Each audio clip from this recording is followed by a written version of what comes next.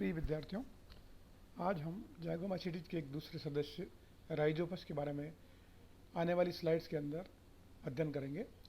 Rhizopus जैसा कि एक ऑब्लिगेट सैप्रोफाइट फंजाई जो कि डेड ऑर्गेनिक मैटर पर अपना जीवन यापन करती है और किस प्रकार से अपना ये जीवन पूरा करती है, इसके बारे में हम आने वाली स्लाइड्स के अंदर अध्ययन करेंगे। Rhizopus is a type of fungus which belongs to class Zygomycetes because of the fact that it produces zygospore in its sexual reproduction, and it also refers to the braid, black or pin mold. Rhizopus जैसा कि मैंने बताया आपको कि जाइगोमाइसीटीज में क्यों रखा जाता है, क्योंकि जाइगोमाइसीटीज के अंदर लैंगिक जनन के दौरान जाइगोस्पोर का निर्माण होता है और इस कवक को सामान्य भाषा के अंदर ब्रेड, ब्लैक या पिन फंजाई भी कहते हैं। लगभग 8 से 10 इसकी जातियाँ ज्ञात है और इसको सबसे पहले राइजोपस नाम देने वाले एक वैज्ञानिक थे एरनब इन 1820। अगर हम इसका वर्गीकरण देखें तो kingdom it is plantae, division is mycota, then subdivision Eumycotina, class zygomycetes, then order mucorales, family Mucorrhaceae, and genus is Rhizopus. You can see in the slide that how black और pin mould के रूप में ये fungi आपको slide के अंदर दिखाई दे रही है। किस प्रकार से इसका स्पोरेंजियम जो है वो एक पिन के हेड की तरह दिखाई देता है और ब्लैक कलर का एक स्पोरेंजियम जो इसमें चित्र में आपको दिखाई दे रहा है। राइजोपस के अगर हम फीचर्स देखें तो जैसा कि मैंने आपको बताया, राइजोपस की ज़्यादातर जातियाँ जो है वो सैप्रोफिटिक मोड में रहती है। कुछ इसकी पैरासिटिक जातियाँ भी पाई जाती है। जो सैप्रोफाइट हैं वो जातियाँ राइजोपस आर्टोकार्प एंड राइजोपस एराइजस जो है ये इसकी जातियाँ हैं। और राइजोपस का जो माइसीलियम होता है वो संकोचीय, नलिकाकार, बहुकेंद्रकीय, वैक्यूलेटेड, जिसमें कह सकते हैं हम रिक्तिकामय, और इसमें साइटोप्लाज्मिक मेटल के अंदर गोल्जी बॉडी, माइटोकॉन्ड्रिया और हम कह सकते हैं कि सारे जो भी इसके अंदर यूकैरियोटिक कोशिका के जो लक्षण होते हैं उसके अंदर पाए जाते हैं। रिजर्व फूड के रूप में इसमें ग्लाइकोजन और ऑयल ड्रॉपलेट्स जो है वो इसमें पाई जाती है। तो राइजोपस का जो माइसीलियम है इसकी सेल वॉल जो है वो काइटिन की बनी होती है। इसमें कोई भी सेलुलोज नहीं पाया जाता है। इसकी कवक सूत्र जो है राइजोपस का वो 3 अलग अलग प्रकार के स्ट्रक्चर्स के अंदर जो है बटा हुआ रहता है, namely stolon, then the internodal region and the rhizoid, nodal region and sporangiophores. For the growth of rhizopus the most important factor is moisture और वाटर अवेलेबिलिटी। सो ह्यूमिडिटी और अगर जल की उपलब्धता रहती है तो ये फंजाई है बहुत तेज़ी से वृद्धि करती है। और ये एक अपॉर्चुनिस्टिक फंजाई है जो कि जाइगोमाइकोसिस और म्यूकोरमाइकोसिस नाम की डिजीज करती है। जहाँ पे भी इनको फेवरेबल कंडीशंस मिलती है तो ये फंजाई बहुत तेज़ी से वृद्धि करती है। हम राइजोपस का अगर स्ट्रक्चर देखें तो इसके स्ट्रक्चर जो है चित्र के अंदर दिखाया गया है। जैसे कि हम देख रहे हैं इसके 3 भाग जो है इसका किस प्रकार से संरचना के अंदर दिखाई देते हैं वो आपको चित्र में दिखाई दे रहे हैं। नीचे की ओर जो है इसमें आपको राइजोइड्स दिखाई दे रही है और ये जो इसका हॉरिजॉन्टल थैलस है ग्राउंड के ऊपर, जिसको हम कह सकते हैं कि जो स्टोलोन के फॉर्म के अंदर दिखाई दे रहा है। स्टोलोन जो कि ऊपर की ओर इसमें स्पोरेंजियम का निर्माण कर रहा है, नीचे की ओर राइजोइड्स का निर्माण कर रहा है और इनके बीच में कनेक्टिंग एक हाइपा होती है जो इनको जोड़ के रखती है। जो इसका स्पोरेंजियम है वो एक इरेक्ट संरचना है। इसके अंदर भी जो है कोलुमेला की संरचना पाई जाती है जो कि डोम शेप्ड है और ऊपर की ओर इसमें कई सारे स्पोर्स पाए जाते हैं और ये पूरी की पूरी संरचना जिसको हम स्पोरेंजियम कहते हैं। तो ये राइजोपस की संरचना इस प्रकार से वेजिटेटिव और एसेक्सुअल रिप्रोडक्शन के दौरान दिखाई देती है। राइजोपस की हाइपी, जैसा कि मैंने बताया कि 2 प्रकार की हाइपी इसके अंदर, एक वेजिटेटिव और दूसरी रिप्रोडक्टिव हाइपी पाई जाती है।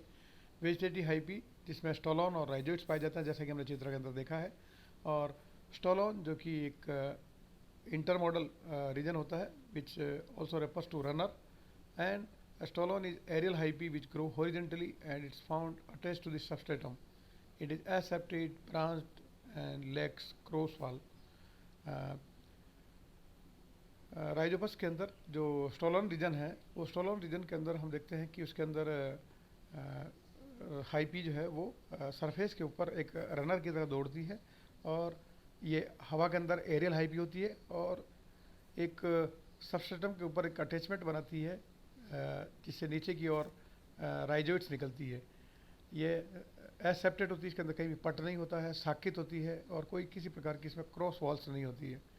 राइजोइड जो कि नोडल रीजन से नीचे की ओर स्टोलोन के नीचे की ओर निकलती है और ये भी साकित संरचना होती है और सबस्ट्रेटम से नीचे की ओर एक जाल बनाती है और इसका मुख्य काम जो होता है वो सबस्ट्रेटम से न्यूट्रिएंट को एब्जॉर्ब करके और ग्रो करती हुई ऊपर की ओर जो स्टोलोन फंजाई है, जो उसका स्टोलोन का भाग है, उसको जो है लगातार पोषण देना ताकि वो ऊपर की ओर वृद्धि कर सके और जनन करने की अवस्था में वो अपना लाइफ साइकिल पूरा करने के लिए उसको भोजन की सप्लाई, जिसको हम कह सकते हैं, वो राइजोइड्स के द्वारा इस राइजोपस के अंदर सप्लाई की जाती है। रिप्रोडक्टिव हाइपी जो कि स्पोरेंजियोफोर्स के रूप में होती है, जो कि स्टोलोन से ऊपर की ओर वर्टिकली और हम कहते हैं ऊर्ध्व रूप से वृद्धि करती है। स्पोरेंजियोफोर्स जो है वो अशाखित लंबे, जिसके अंदर कोलुमेला पाई जाती है और ये एक रिप्रोडक्टिव स्ट्रक्चर को जन्म देती है जिसे हम स्पोरेंजियोस्पोर्स कहते हैं। सेल वॉल जो इसकी हाइपी की बनी होती है वो chitin, chitosan, lipids and proteins होते हैं। इसका जो प्रोटोप्लाज्म है उसमें कई सारे nuclei, mitochondria, endoplasmic reticulum, cytoplasmic inclusions like the ribosomes, oil droplets and vacuoles are also present in the thallus of the fungi. The columella that it arises from the sporangiophore, which is generally a dome or umbrella shaped. Surface of columella can be smooth or rough. The columella is hygroscopic in nature, which is the main function is water absorption, and due to water absorption this columella expands and it breaks down the thallus of sporangium of rhizopus and spores are released. Sporangium जो कि columella के ऊपर की ओर long sporangiophore पे लगा रहता है, इसकी शेप जो वो स्पेरिकल से ग्लोबोज होती है और इसमें कई सारे स्पोरेंजियोस्पोर्स बनते हैं। जब इसकी स्पोरेंजियम की जो संरचना होती है लगभग 0.2 mm की होती है। स्पोरेंजियोस्पोर्स जो कि एसेक्सुअल स्पोर्स होते हैं, ग्लोबोज और ओवोइड होते हैं, यूनिसेलुलर होते हैं, यूनिन्यूक्लिएट होते हैं और ये hyaline to brown in colour होते हैं। अगर हम इसका जनरल कल्चर करेक्टरिस्टिक देखें तो growth of mycelium is very fast growing. Appearance जो है वो डेंस कोटोनिक कॉलोनी के रूप में जो है ये वृद्धि करती है। Colour of mycelium is generally white and after sporulation it turns grey to golden brown. तो ये फंजाई की जो है कल्चरल करेक्टरिस्टिक होती है। अगर हम इसको कल्चर में देखें तो आपको ऐसी फंजाई कल्चर में दिखाई देगी। अगर हम इसके रिप्रोडक्शन की बात करें तो वेजिटेटिव प्रोडक्शन जो है इसके अंदर जो है थैलस के फ्रेगमेंटेशन से होता है, जबकि अचानक राइजोपस का थैलस जो है टूट जाता है। टूट करके इसके जो फ्रेगमेंट्स हैं कभी कभार दुर्घटनावश टूट करके अलग हो जाते हैं और प्रत्येक का फ्रेगमेंट जो है वो एक नए थैलस का निर्माण करता है। तो फ्रेगमेंटेशन एक ऐसी विधि है जिसके द्वारा जो है इसके अंदर वेजिटेटिव प्रोडक्शन होता है। Asexual reproduction.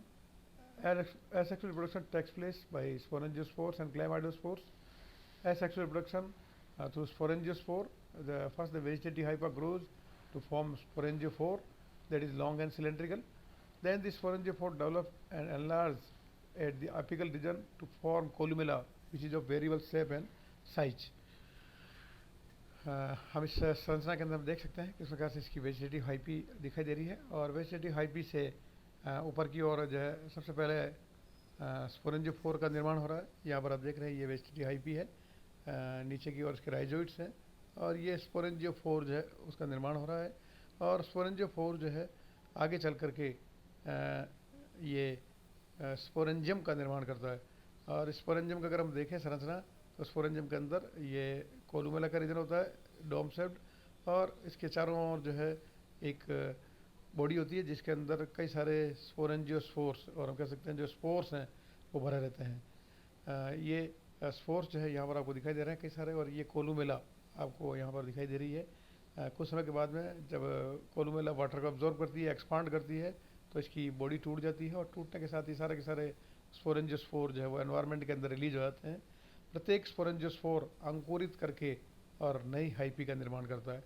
तो इस प्रकार से राइजोपस के अंदर अलैंगिक जनन के दौरान स्पोरेंजियोस्पोर्स का निर्माण होता है, जो कि एक स्पोरेंजियम के अंदर बनते हैं, और कोलूमेला के माध्यम से इनका प्रकीर्णन जो है वो होता है।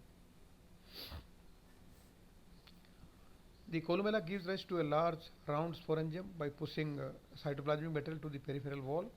After that, differentiation of sporangia takes place, wherein between sporangia and columella, spore sac is present, which carries sporangiospores. The structure of sporangiospore is unicellular, oval, multinucleated, and non-motile structure. These sporangiospores multiply in the number in the spore sac. In extreme conditions, it ruptures the sporangial wall and releases out of the wall. In the environment, sporangiospore remains in a dormant stage or in resting stage. When favorable condition returns, the sporangiospores form germ tube to undergo germination to form a vegetative hypa. ये जो भी मैंने इसके अलैंगिक जनन के बारे में बात की, आपको चित्र के द्वारा पिछली स्लाइड में समझाया गया है कि किस प्रकार से स्पोरेंजियोस्पोर के माध्यम से राइजोपस के अंदर अलैंगिक जनन होता है, और ये अलैंगिक स्पोर जो है वो फेवरेबल कंडीशन के अंदर अंकुरित करके नए राइजोपस के थैलस का निर्माण करते हैं। दूसरा जो मेथड है इसके अंदर सेक्सुअल रिप्रोडक्शन के दौरान इसके अंदर क्लेमाइडोस्पोर भी बनते हैं।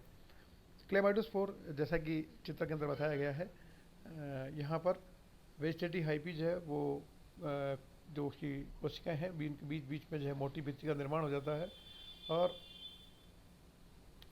ये मोटी भित्ति का निर्माण होकर के एक थिक स्पोर बना लेती है जिसके अंदर रिजर्व फूड संग्रहित रहता है। इसे हम क्लेमाइडोस्पोर कहते हैं, और ये क्लेमाइडोस्पोर अंकुरण के द्वारा वापस राइजोपस के नए थैलस का निर्माण करता है। तो chlamydospores are the resting structures which are formed during the asexual reproduction.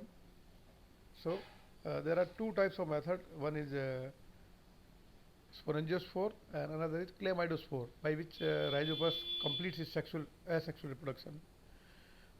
During unfavorable conditions like insufficient food material, water, the protoplasm is surrounded by a thick and nutrient-rich wall. The clemaidospores then detached from the vegetative hyphae and remains in the resting phase. When this clemaidospore gets moisture, then it forms a germ tube which then germinates into a new thallus. लैंगिक जनन sexual reproduction, जैसे कि sexual reproduction इसके अंदर 3 चरण होते हैं। ये एक हेटेरोथेलिक फंजाई है, इसके अंदर प्लस और माइनस प्रकार के थैलस पाए जाते हैं, और प्लाज्मोगेमी, कैरियोगेमी और मियोसिस, इन 3 चरणों के द्वारा राइजोपस के अंदर लैंगिक जनन कंप्लीट होता है। जो उसका लैंगिक जनन है, इसमें जो कैरियोगेमी वो संपन्न हो उसके पहले गैमेटेंजियल कॉपुलेशन के द्वारा दोनों जो उसकी थैलस है उसके प्लस और माइनस प्रकार के वो थैलस आपस में गैमेटेंजियल कॉपुलेशन के माध्यम से प्लाज्मोगेमी की प्रक्रिया को संपन्न करते हैं, और ये आगे चल करके जो इसके गैमेटेंजिया हैं वो आपस में जुड़ करके प्रोगैमेटेंजिया होते हैं पहले, ये बाद में जाकर के सीनोगैमेट्स का निर्माण करते हैं, और दोनों ही ये गैमेटेंजिया आपस में फ्यूज करके एक जाइगोस्पोर का निर्माण करते हैं, जो कि एक मोटी भित्ति चारों ओर डेवलप कर लेता है, जिसको हम रेस्टिंग स्पोर कहते हैं। चित्र के अंदर आपको दर्शाया गया है पूरी प्रक्रिया को। First the positive and negative thallus comes in contact with each other, then conjugation occurs between the positive and negative thalli by means of outgrowth developed by the positive and negative thalli. The septum developed between the progametangium and plasmogamy occurs that results in the formation of soinogametes. The karyogamy occurs by which the gametes of both positive and negative thalli fuse with each other to form a zygote. तो zygote का निर्माण जैसा कि मैंने आपको बताया दोनों ही thallus के आपस में फ्यूज करने से निर्माण होता है। इस जाइगोट जो है मैच्योरेशन फेज में जाकर के एक मोटी भित्ति डेवलप कर लेता है और एक ऐसी थिक वॉल्ड स्ट्रक्चर बनाता है जिसको हम जाइगोस्पोर कहते हैं। जाइगोस्पोर जिसके चारों ओर एक बाहरी भित्ति होती है, एक अंदर की भित्ति होती है, और ये जाइगोस्पोर रेस्टिंग फेज के अंदर कुछ समय तक रहता है। और फाइनली जब कंडीशंस फेवरेबल होती है तो जाइगोस्पोर जर्म ट्यूब के द्वारा अंकुरित करता है और एक नए वेजिटेटिव थैलस का निर्माण करता है। ये म्यूकरका और राइजोपस का दो थैलस जो कि हम जाइगोमाइसिटीज के अंदर पढ़ चुके हैं, और ये एक मॉडल मेंबर्स हैं जिसके द्वारा हम जाइगोमाइसिटीज की क्लास के बारे में सारी जानकारी हम प्राप्त कर सकते हैं। धन्यवाद।